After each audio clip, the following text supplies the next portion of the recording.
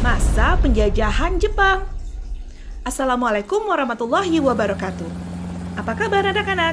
Kali ini kita akan bicara tentang masa pendudukan Jepang di Indonesia. Setelah Belanda berhasil menduduki Indonesia selama 350 tahun, akhirnya Belanda dapat dikalahkan oleh Jepang di beberapa tempat. Kedatangan tentara Jepang ini disambut sangat meriah oleh rakyat Indonesia.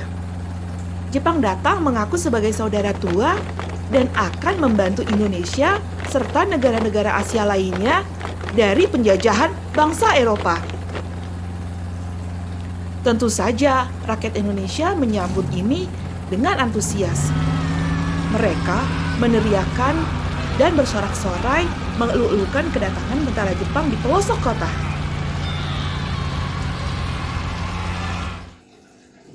Setelah Belanda kalah dari Jepang, maka penjajahan Belanda pun berakhir. Dan resmilah saat itu Jepang menguasai Indonesia. Nah, untuk menarik simpati rakyat Indonesia, Jepang membentuk beberapa organisasi. Putra, organisasi ini dipimpin oleh Insinyur Soekarno, Dr. Andes Muhammad Hatta, Ki Hajar Dewantara, dan Kiai Haji Mas Mansur, atau dikenal dengan 4 serangkai. Tokoh-tokoh tersebut memiliki alasan mengapa mereka mau bekerja sama dengan Jepang. Bagi Insinyur Soekarno dan teman-teman organisasi tersebut, berusaha dimanfaatkan sebagai tempat untuk mengobarkan semangat kemerdekaan. Heiho atau pembantu prajurit.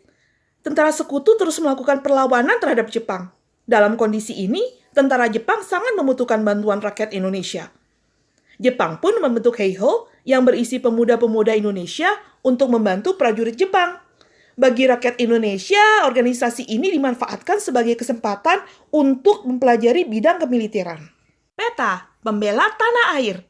Organisasi ini digunakan sebagai wadah pelatihan militer bagi pemuda-pemuda Indonesia. Pembentukan PETA disambut baik oleh tokoh-tokoh pejuang kemerdekaan Indonesia, seperti Bung Karno dan Bung Hatta. Organisasi tersebut diharapkan dapat menjadi perintis Tentara Nasional Indonesia yang terampil di bidang kemiliteran.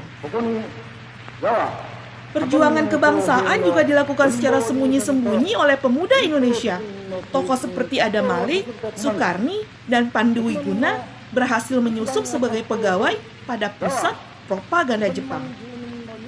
Selain itu, ada pula pemuda yang menjadi angkatan laut Jepang, seperti Ahmad Subardjo, Sudiro, Wikana, dan lain-lain. Mereka kelihatannya membantu Jepang, namun sesungguhnya menentang Jepang.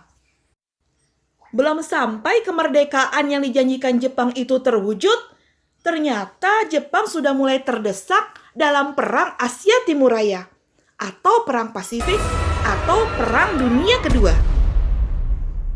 2 kota penting di Jepang luluh lantah karena serangan bom atom dari militer Amerika Serikat. Akhirnya, Jepang pun menyerah kepada tentara sekutu.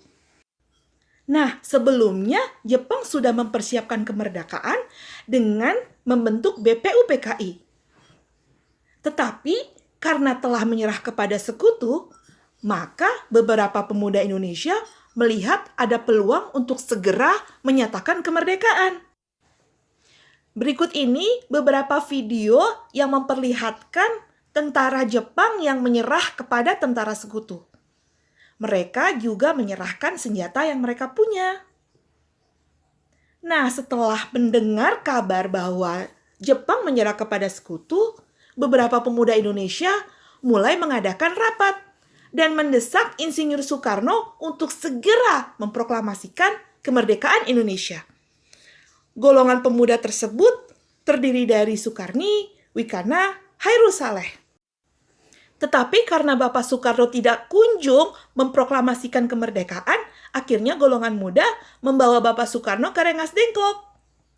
Tujuannya agar Bapak Soekarno tidak mendapatkan pengaruh dari golongan tua dan segera memproklamasikan kemerdekaan Indonesia. Hal ini terjadi pada tanggal 16 Agustus 1945. Pada hari itu juga, Bapak Soekarno akhirnya menyetujui untuk segera memproklamasikan kemerdekaan Indonesia.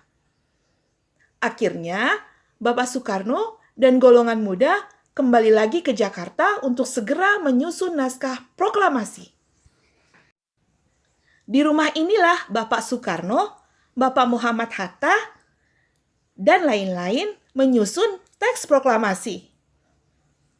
Kejadiannya tepat di bulan Ramadan loh, sehingga mereka juga sedang berpuasa. Naskah proklamasi pun selesai, kemudian diketik untuk dibacakan esok harinya. Proklamasi. Kami, bangsa Indonesia, dengan ini menyatakan kemerdekaan Indonesia. Hal-hal yang mengenai pemindahan kekuasaan dan lain-lain diselenggarakan dengan cara saksama dan dalam tempo yang sesingkat-singkatnya. Jakarta, 17 Agustus 1945, atas nama bangsa Indonesia, Soekarno, Hatta. Alhamdulillah, akhirnya kemerdekaan yang ditunggu ratusan tahun bisa juga tercapai. Demikian video pembelajaran kali ini. Assalamualaikum warahmatullahi wabarakatuh.